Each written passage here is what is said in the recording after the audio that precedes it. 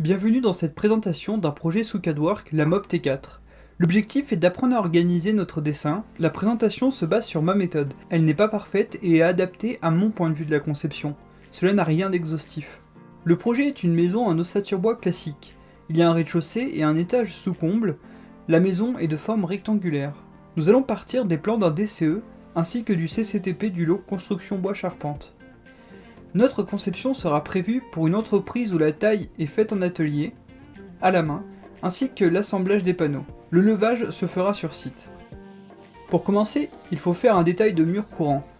Il faut se mettre dans une échelle adaptée, ici au 1/5. Ensuite, il me suffit de regarder dans le CCTP.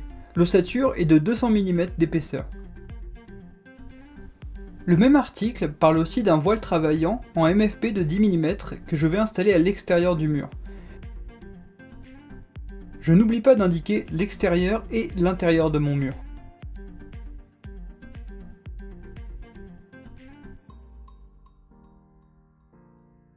L'article 4 du CCTP traite du pare-vapeur.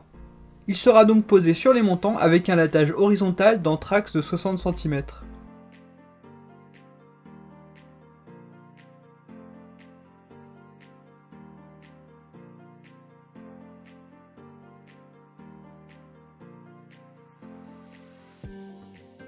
L'article 9 nous indique qu'il faut une isolation par l'extérieur de 6 cm d'épaisseur. Le bardage est posé à l'horizontale. Il fait 19 mm d'épaisseur d'après le CCTP. Celui-ci n'indique pas d'épaisseur de lame d'air ou de latte.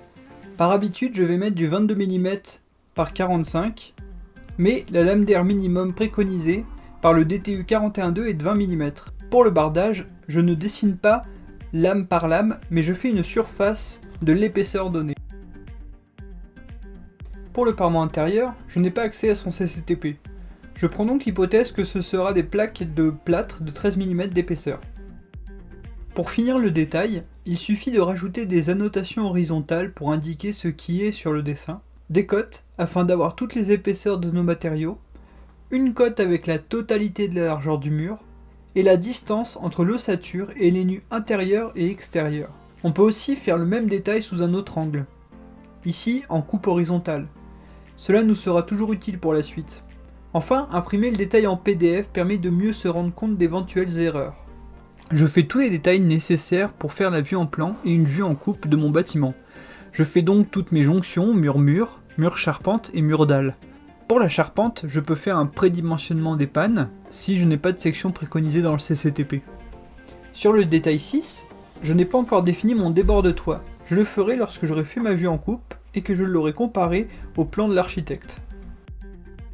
Cette présentation sur les premiers détails d'un projet sous CADWorks est terminée. Dans la prochaine vidéo, nous verrons la modélisation de la dalle pour le projet MOB T4. J'espère que cette vidéo vous aura été utile. Passez une bonne journée.